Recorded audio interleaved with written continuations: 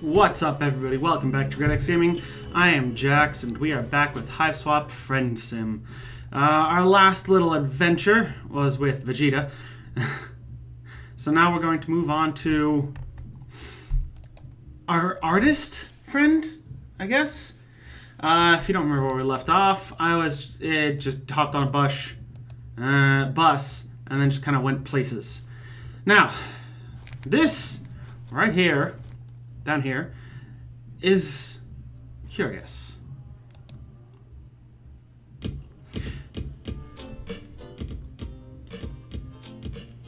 Okay!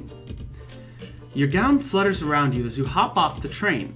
You feel like a very grimy Disney princess with no shoes. Just a deranged Cinderella who left both glass slippers on the castle steps.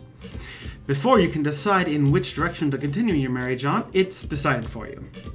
As in, a small bluish missile slams into your midsection and sends you tumbling down the hill behind the train tracks, rolling over and over, and goddamn, you do hope you don't kill anyone with your ass. Especially not yourself. You land with a hard thwack on your back. I'm digging the music. Hey, it is you! The concussion you've just sustained must be giving you serious friend hallucinations. Sorry I hugged you so hard I pushed you down a hill. I forgot how weak and flimsy you are. You take Missy's offered hand, albeit nervously. You kind of skipped out on her back there, waiting until she was in the ablution trap, and then escaping from her murder studio. You've been so... Hi. How you doing? You'd been so naive back then. You didn't know about recuperacoons or grub cakes or hate dating, and oh god, is that a giant murder clown? That is a giant murder clown, isn't it? Wow. She's even bigger than the adult you saw at the bandit lair. God, why? Why, whenever you think you've met the biggest, meanest bastard this place has to offer, it offers up another bigger, meaner one. Without thinking, you put yourself between Amicia and the purple blood. Pretty dumb, considering Amicia can pick you up with one hand, but you just rolled down a hill and aren't at your peak performance. Jahut! It's about time!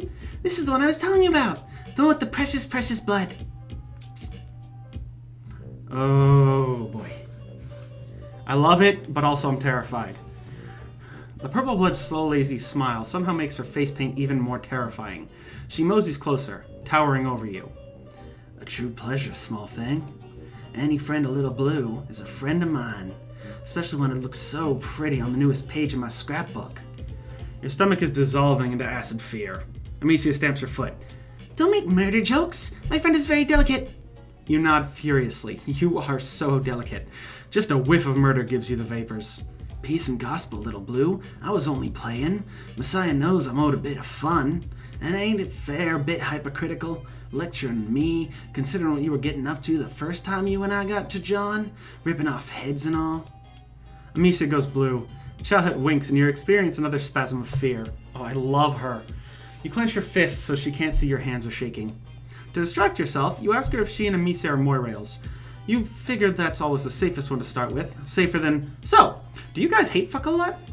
Jahut starts grinning and Amicia blushes even harder. No, silly, of course not. I'm way too young for quadrants. No, a couple motherfuckers have started younger than you, Little Blue. Still, there's no point. I mean, you're leaving in a couple of pedigrees. Amicia stares at the ground sadly for a few seconds before she gets herself back together. But that's why tonight is going to be the best. Our final hunt. And I'm so glad you're here too. She beams up at you. You try to smile back, maybe achieving half a grimace.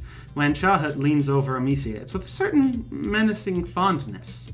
Sounds like a party, my most vicious sister. Only, we got us a smidge of a scheduling conflict. Huh? The massacre tonight, Little Blue. Last massacre I'll see planetside. Gotta present my glutes and testify before my most mirthful messiahs for the last time.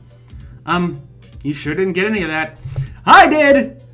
Every time you think your days of unbounded ignorance are behind you, you turn over a stone to find a little more squirming bits of cultural miasma to suck in. Amicia rolls her eyes. More church? That's seriously all you ever do. Sister, we talked about this.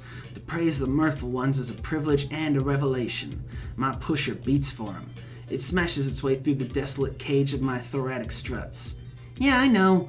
You love clown church. You love it so much, you should just put it in a quadrant. Jesus, Amicia. Maybe don't shout that at the scary clown lady. Giant clown lady. Chad puts a hand on Amicia's head, ruffling her hair like she's an angry puppy. Simmer it down, girl. Good news is we got us a tiebreaker. She means you, doesn't she? More decisions? Usually we strive for it, but today, it's all up to you, stranger. We're gonna save. And then get murdered. Church sucks. Religion stuff is kind of over your head. Besides, you really should stick with the friend who has a vested interest in keeping you alive rather than the menacingly non-committal clown lady. All of your recent experiences with Purple Bloods have been, well, bad. You're so right. See, Chad, my friend is no dummy. Chad's eyes gleam and for one eerie moment, you think she's just going to reach down and crush Amicia's skull, or yank out her windpipe, or some other mega violence. But instead, she just shrugs her giant shoulders. Well, that's what happens when you allow for the democratic process. Lead the way. Crap, that's right. If you aren't going to church, you're going on a final hunt. And knowing Amicia, you aren't going to be duck hunting. Also, you don't think the splatters on Chad's pants are paint. Well, they are paint, but Amicia-style paint. Yay, come on, quick! I got something to show you! She takes off up the steep hill back towards the train tracks. Oh man, you are seriously not dressed for all this clambering. Chad appears to notice this too, because a few steps later your feet leave the ground, and you find yourself cradled up to the considerable bosom of a large clown. Up close, she smells like sugar and blood. No struggling now, sweet thing. Better pray that I don't drop you. Oh, I forgot. You don't pray, because church sucks. You don't like this. Well, you like not having to walk, and it's pretty cool that she can lift you like you're a tiny baby, but also you're probably going to die.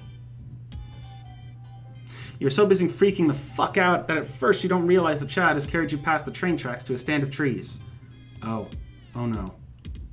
Ta-da! Amicia gestures like she's a presenter on a game show, but instead of showing you a dope new car, she points to a boy hanging from a rope by his feet, swinging back and forth as he desperately tries to free himself. Chad, you are so right. Using traps is a total time saver. I'm all about those life hacks. And other kind of hacks. She lifts her axe. The troll hanging from the tree screams, and that scream becomes a gurgle, which becomes ringing silence as his head leaves his body, spewing brown blood. It rolls to a stop right at your feet. Oh God. You have had enough of this horseshit. Why can't anyone on this goddamn planet find an ounce of chill? Amicia and Chad watch you expectantly. What? Do they want you to kick the head like this is the sports? The sports? Give it a smooch? You know what? Fuck this. You turn and stalk off into the woods. This time you are orchestrating your own failure. So done. So done. Alright. Well, I had intended to cut the recording before I got to the split in case I picked the wrong decision, but I got lucky. So, we're just going to pick up right where we left off and make the terrible decision to go to clown church. You don't know much about religion, but you have recently become pretty good at reading people. You have the slightest little suspicion that insulting this woman's religion might be unhealthy. Besides, it would be rude. This time when Charlotte turns her painted face to you and gives you another one of those lazy smiles, you are filled with a sudden flush of excitement. God, what if you could become friends with her? You've never had a friend this cool or this scary. Amicia rolls her eyes. Fine. Have fun, I guess. Doing totally boring stuff. You wonder if it's really okay for you to come with Charlotte. Isn't she worried about showing up with an alien? In the past, it might have got to worrying over it, but now, fuck it. What are they about to do? Call me? Haha. Might thank him for that. Doing a sister a solid and save me from having to set foot in the filthy reaches of space, where I hear they don't follow the good words as close as they should. None of the motherfuckers here of the globes just step to me, so you should be safe. With me on your side, not even one of those slippery fishes will do shit. Slippery fishes? Does she mean sea dwellers? You've never actually seen one, which makes sense since they, dwell in the sea. But most people seem to be scared of them. You wonder how much higher in caste they are from clowns. You wonder what they look like. There are still so many things you don't know. You've never been in a church before, but you've seen them in movies and goth music videos, so you know what to expect. Clown church is not that. Bro. I fucking love it. There's no pews or statues or sad dude hanging from two perpendicular sticks.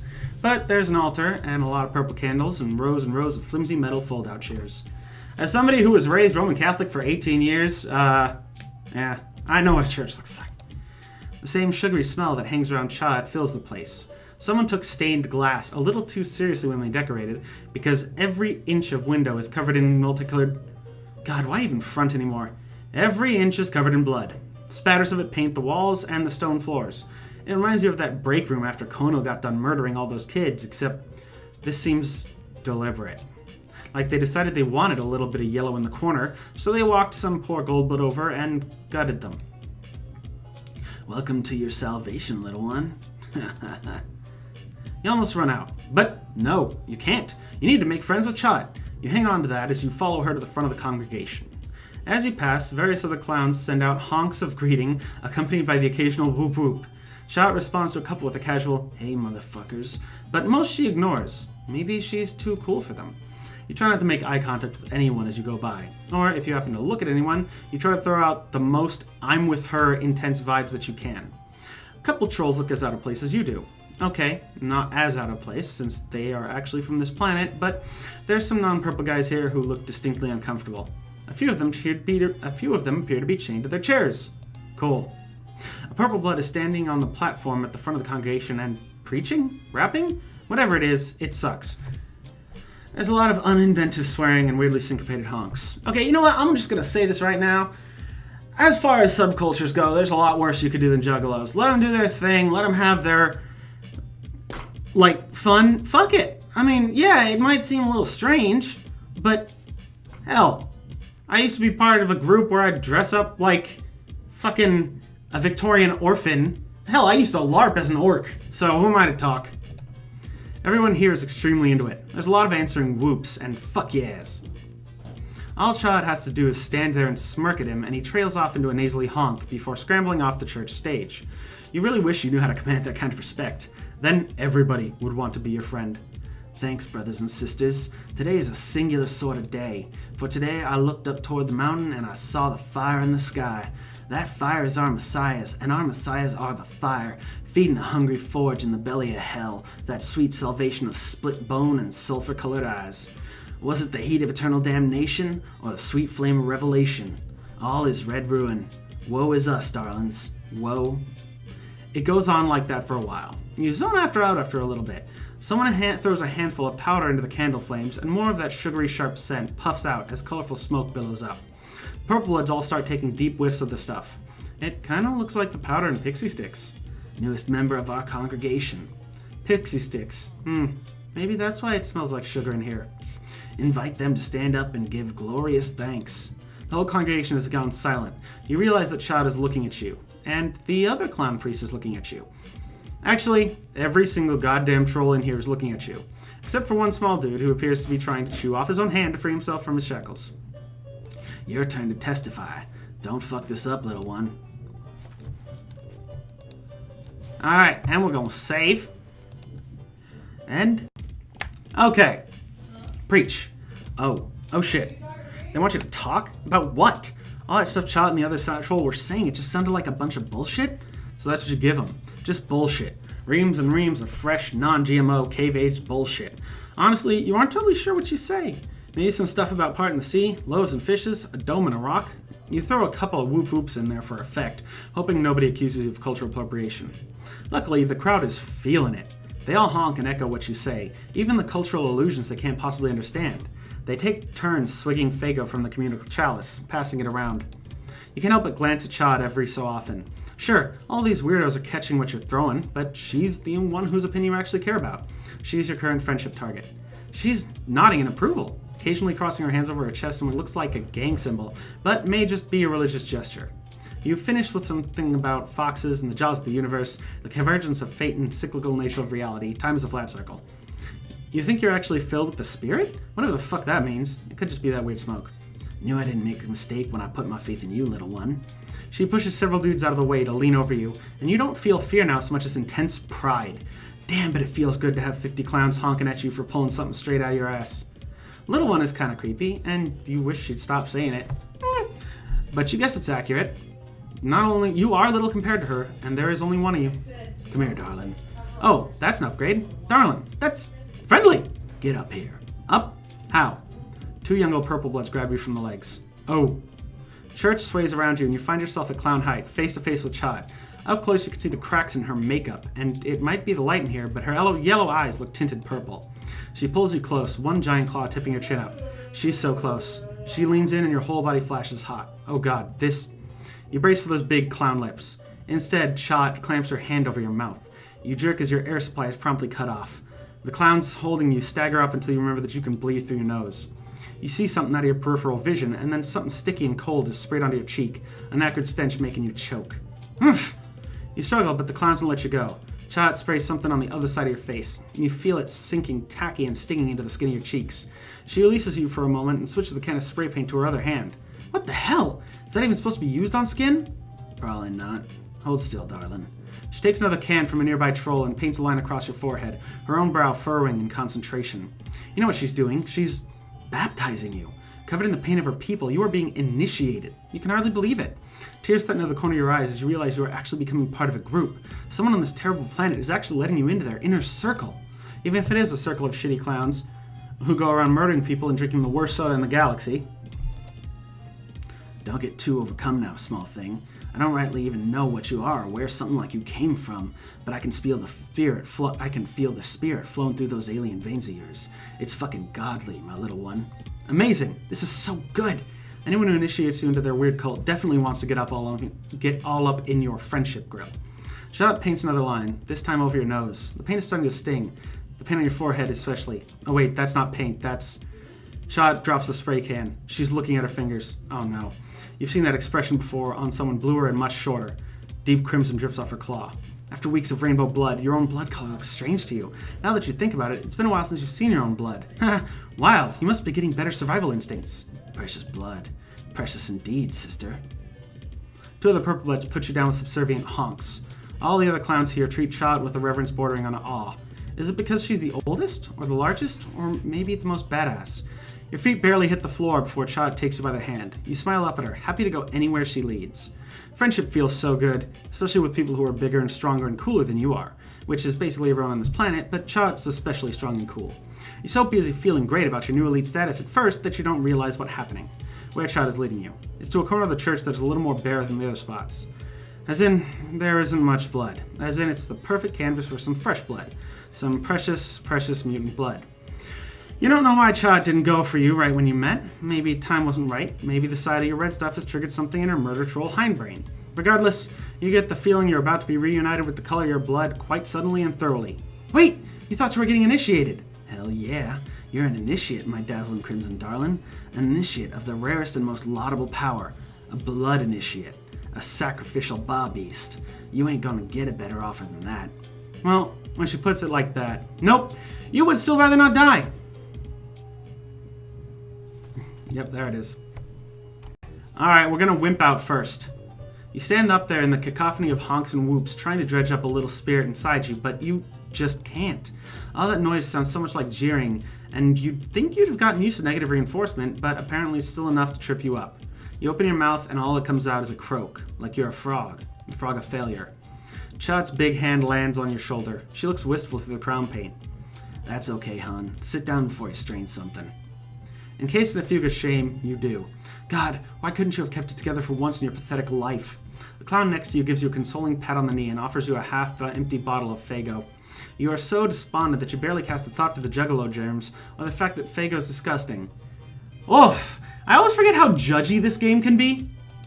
I mean, it's still fun, and the stories are pretty enthralling, but damn! It hits your taste buds like a bitch slap. Around you, the congregation is getting rowdier. The troll beside you shrugs his shoulders like, what can you do? He has a hat and a charming smile. At least you think he does. You're starting to feel a little weird.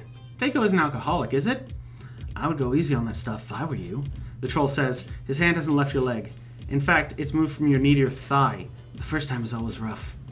Whatever, you're fine. You're not all about controlled substances. You're really good at drugs, okay? You're a serious druggist. For real though, what is in this stuff?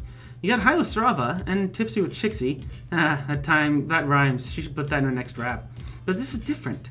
This is your whole brain blowing wide open and the atmosphere pouring in. This is the cosmos kissing your frontal lobe with way too much tongue. Hey, this is my supplicant. Maybe find your own. Chot's standing next to you again. She removes the clown guy's hand from your thigh and extracts the bottle from your grip. Hey, you weren't done with that. On the other side of the church, someone throws another handful of colorful powder onto the fire. More smoke billows up, and you feel another wave of dizziness. Maybe it's the interaction of Faygo and the smoke. Is that how science works?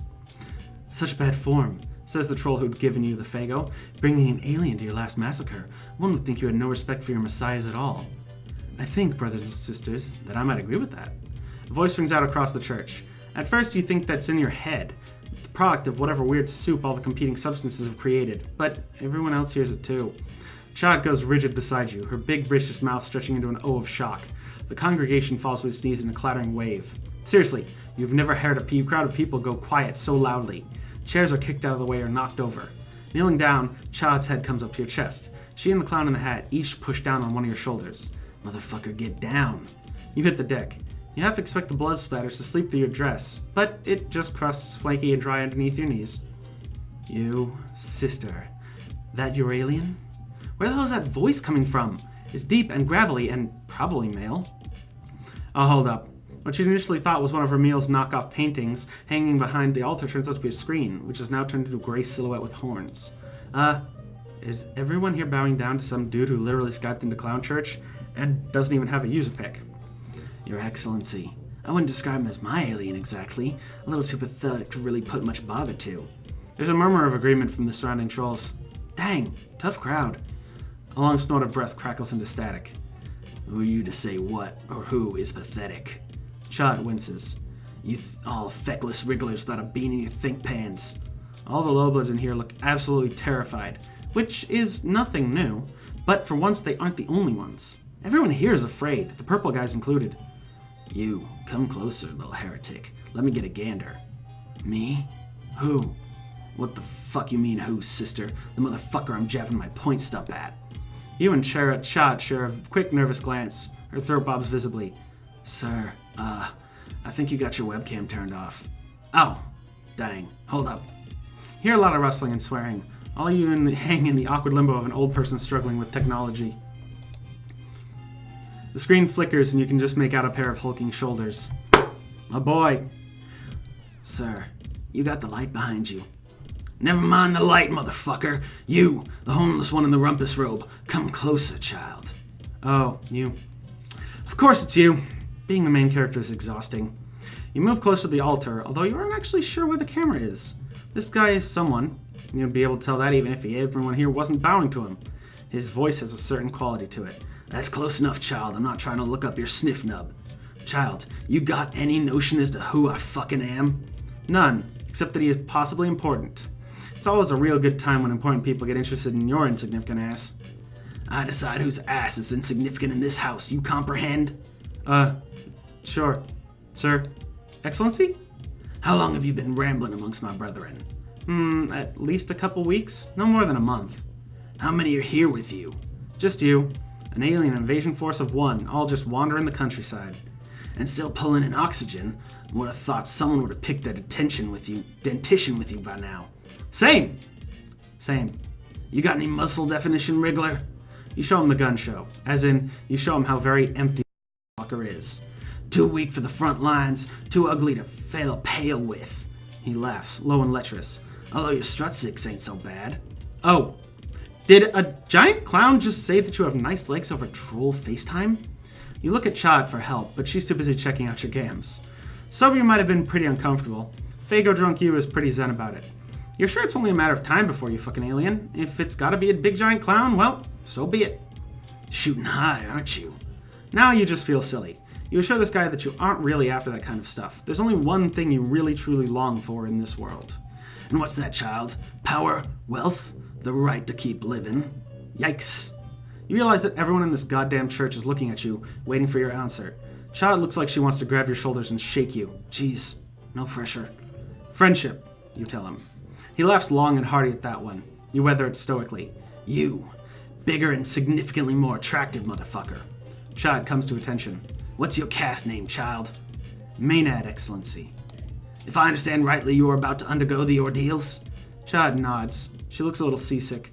You're not sure what the ordeals are, but everything about them sounds bad, including the name. Maybe get your shit shot with this one right here. They seem to have a strategy for surviving against all reasonable odds and decency. You could probably use a friend like them. He jabs another big finger at you. And Wriggler? Yeah? Don't let me see your face again. The call disconnects and the screen goes blank. When you point yourself toward the front of the church, everyone scrambles to get out of your way. It's like the big clown's attention has conveyed some honorary status on you. Probably no one will mess with you for, half an hour at least. You aren't really going anywhere. You just need some fresh air before you pass out. Child emerges soon after. She looks nearly as winded as you feel. You ask her if she's mad at you, since that could be potentially dangerous to both your life and your burgeoning friendship. Mad? Why would I be mad? Because your inexplicably magnetic charm worked on both my best girl and the figurehead of my church? You flush. The real question is, did it work on her? Child sighs. What the hell? Old motherfucker told me to listen to whatever it is you can teach. Right, he did. That basically makes the two of you friends by theocratic decree. Guess so. So, darling, teach me your ways. Well, first of all, you gotta fall down a lot. Oh, it makes me so happy. I love it.